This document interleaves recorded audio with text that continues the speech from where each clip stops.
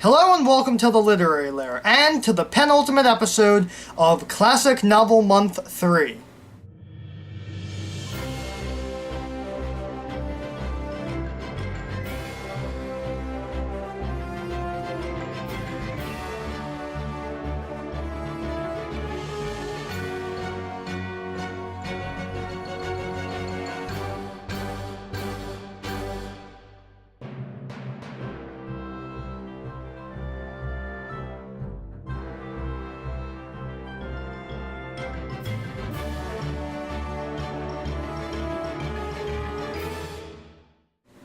I love time travel.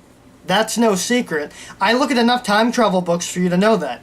But I noticed that a lot of the time travel books that I look at involve the future. So let's look at time travel that involves going backwards in time.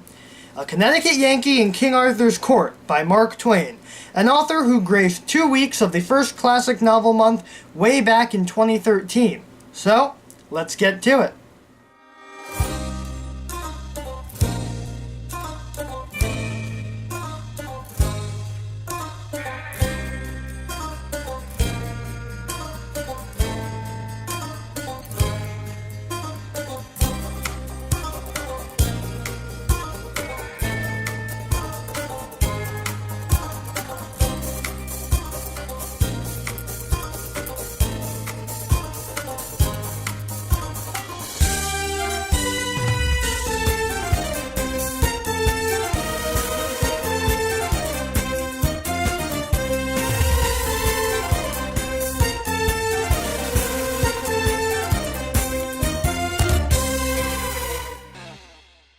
The cover is interesting, at least on the edition that I have.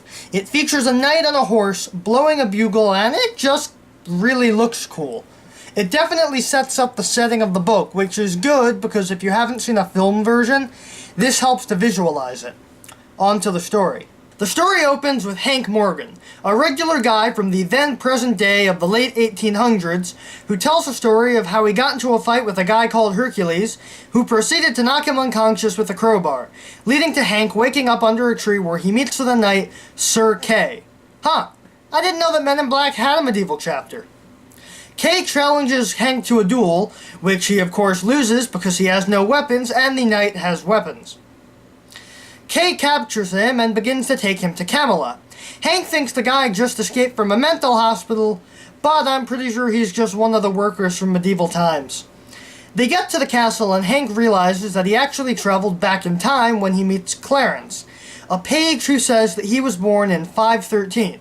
Wow, it took him a lot less time to understand it than a lot of fictional characters do when they go back in time. Hank surmises that because he is from the future, that makes him the smartest man on the planet, since he has about 13 or so centuries of knowledge that the people in Camelot don't know about.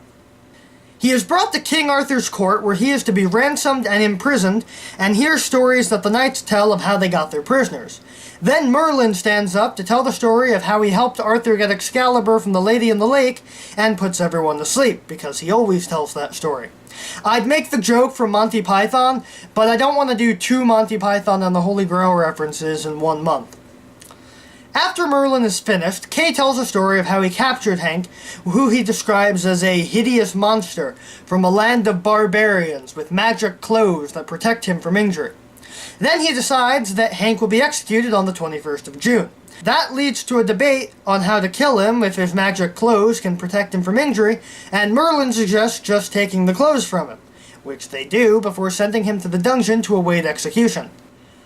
He decides to use his knowledge of the future to get him out of it, and he tells Clarence to warn the king that if they execute him, he'll block out the sun. How can he do that, you may be asking?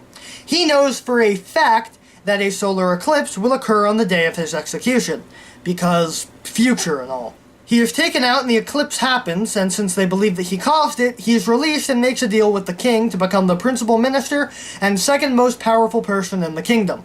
He learns of their superstitions and practices and manages to stop fake sorcerers and miracle-working church officials with his 19th century knowledge. The people are obviously waiting for another show of his magical power, since the only one he's done so far was the eclipse, and Merlin, who is jealous of him because he not only replaced him as chief minister, but also as the most powerful sorcerer, starts spreading rumors about Hank being a fraud.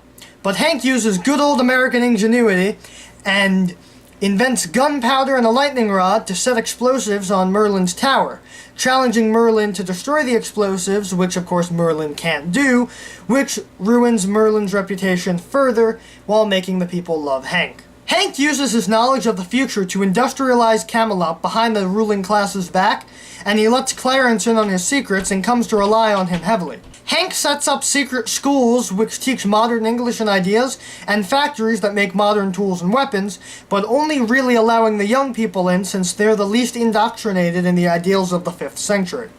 Hank starts to adjust and starts attending medieval tournaments since, that's really the only recreational activity that they had back then, and through a misunderstanding, he accidentally gets caught in a duel to the death with Sir Sagramore. He's in luck, though, since the combat will happen after Sagramore returns from his quest to find the Holy Grail, giving Hank some time to prepare. Hank spends the next few years building up 19th century infrastructure and becoming an adventurer, but he still isn't really a fan of the plate armor they have. He travels with a girl he nicknames Sandy to save her royal mistresses, and they turn out to be pigs. Yeah, Hank wasn't too happy about that. At any rate, Sandy is now honor-bound to be his companion, and so Hank is basically the medieval version of the Doctor. On their way back, they find out that a fountain has mysteriously stopped flowing, which it had done in the past, but only as a result of a bath siphoning the water. This time, there's nothing to siphon the water from it. Merlin can't figure it out, and so he decides that it was enchanted by a demon. Because when you don't know why something won't work, blame demons! Hank banishes the demon, which is actually a leak in the fountain, and keeps up his reputation. Hank and Arthur decide to disguise themselves as peasants to see how the other half live, but end up getting themselves sold into slavery. Hank creates a lockpick to free themselves. Wow, he really is the Doctor. And gets out, mistakenly starting a fight with a man who he believes was the slave driver. He lies his way out of being arrested again, and the other slaves end up rioting against the driver, including Arthur, who is now due to be hanged as soon as Hank is found. But it's okay, since Lancelot shows up and springs them. The experience wasn't all bad, though, since now Arthur is bitter against slavery and vows to abolish it. Sir Sagramore shows back up to challenge Hank, who defeats him and many other knights using a lasso, which Merlin then steals. Sagramore returns for another challenge, and this time Hank dispatches him quite easily with a revolver, presumably made in that secret factory from before. He challenges all the knights and defeats them with the gun, and shows his infrastructure to the country, who now call him a wizard. However, I won't call him a wizard until he wins the Nintendo World Championships. The book skips ahead 3 years to show Hank and Sandy married with a baby, which Sandy names Hello Central, because Hank mumbled it in his sleep. Hello Central was a reference to the 19th century telephone operators, but Sandy believed it to be a mystical phrase.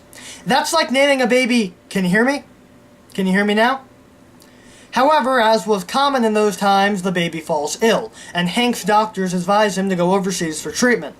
That was, however, a plot by the church to get rid of Hank for a bit to mess up the country. While Hank is absent, Arthur discovers his wife's infidelity with Lancelot, and they begin to war with each other. But that's sort of short-lived, since Arthur and Sir Mordred get into a fight and Arthur kills Mordred, but is also fatally wounded. The church publishes the Interdict, which causes people to revolt against Hank. Hank and Clarence build an army of 52 young cadets to fight against all of England and fortify themselves in Merlin's cave. Yeah, he has a cave now, since if you'll remember, Hank demolished his tower. The cave is fortified with a minefield, electric fence, and Gatling guns, and of course they make easy work of England's army, because, well, never bring a sword to a gunfight. However, they are now stuck in the cave, since the dead bodies block the way out, since dead bodies are notorious for being unmovable. Hank goes to offer first aid, but is stabbed by the first man he offers it to. Good thing he wasn't in 1950s Korea, the guy could have had a grenade. Hank is bedridden, and disease begins to hit the others in the cave. Merlin puts a spell on Hank that he claims will make Hank sleep for 1,300 years, and then electrocutes himself on the fence, and the others succumb to the disease. In the present, Hank finishes his story and then dies while having a dream about Sandy while on his deathbed. And that was A Connecticut Yankee in King Arthur's Court. Was it good? Yeah, it's one of the forefront books in science fiction, and it's by one of my favorite classic authors. Sure, there are a few anachronisms, like how plate armor wasn't invented in the time that this took place, but hey, it's a story about King Arthur, so exaggeration is allowed. I enjoyed it, but it is a bit of a dense book, and you might want SparkNotes handy in case you don't understand some parts. Overall, I highly recommend the book if you like Mark Twain, King Arthur, or time travel. And that's all the time we have for today.